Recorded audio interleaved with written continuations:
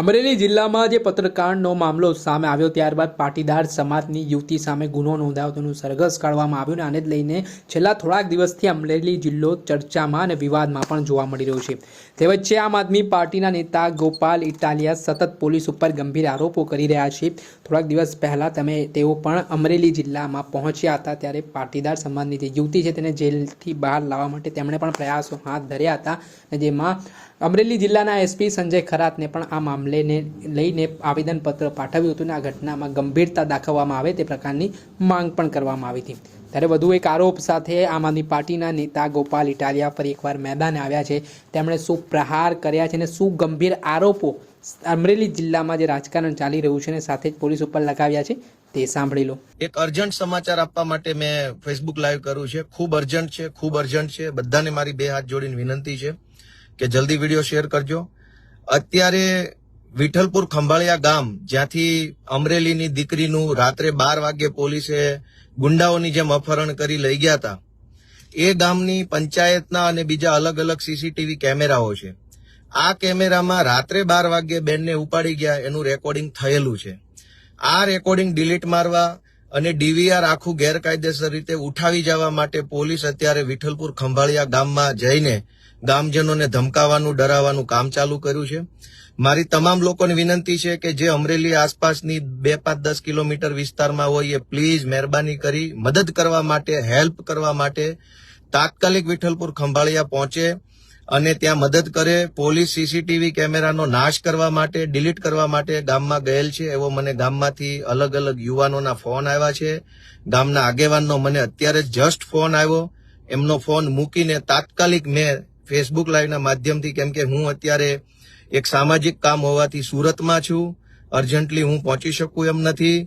Police તમામ video ભાજપના દબાણથી delete કરવા માંગે છે। જે જગ્યાએ પોલીસનો ફોલ્ટ છે બધું ડિલીટ કરી અને ગુનાને ઢાંકવાનું કામ કરવા માંગે છે। અમરેલી પોલીસનો મોટો કાફલો ત્યાં વિઠ્ઠલપુર ખંભાળિયા પાયલબેનના ગામમાં જઈ અને સીસીટીવી ડિલીટ મારવા અથવા ડીવીઆર કબજે કરી લઈ અને પુરાવાનો નાશ કરવાની પૂરી કોશિશ કરી રહેલ છે।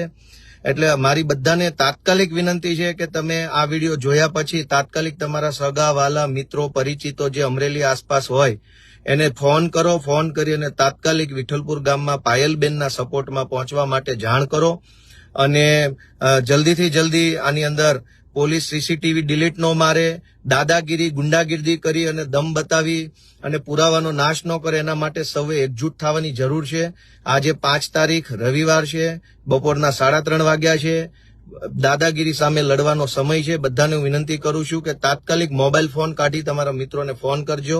જય હિન્દ, જય જય ગરવી ગુજરાત। હવે આમ આદમી પાર્ટીના નેતા ગોપાલ ઇટાલિયા તેમના આરોપો ગંભીર એટલા માટે મનાઈ રહ્યા છે કે તેમણે કહ્યું કે અમરેલી પોલીસ છે તે પુરાવાનો નાશ કરવાનો પ્રયાસ કરી રહી છે। સીસીટીવી, ડીવીઆર સહિતની વસ્તુઓ છે તેને પણ નાશ કરવાના પ્રયાસો કરવામાં આવી રહ્યા છે અને આ મામલાનો ત્યારે આ મામલો છે તે હવે ખૂબ જ ગંભીર બનતો દેખાઈ રહ્યો છે।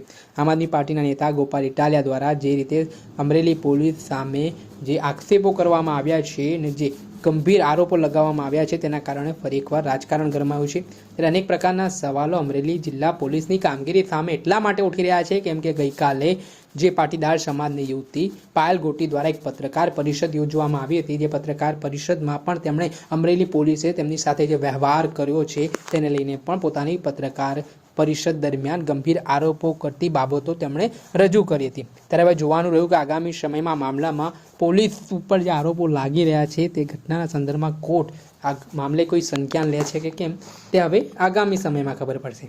દર્શક મિત્રો, એન કવરેજ ન્યૂઝને આપ લાઇક કરી લો, સબસ્ક્રાઇબ કરી લો અને શેર કરવાનું ભૂલતા નહીં।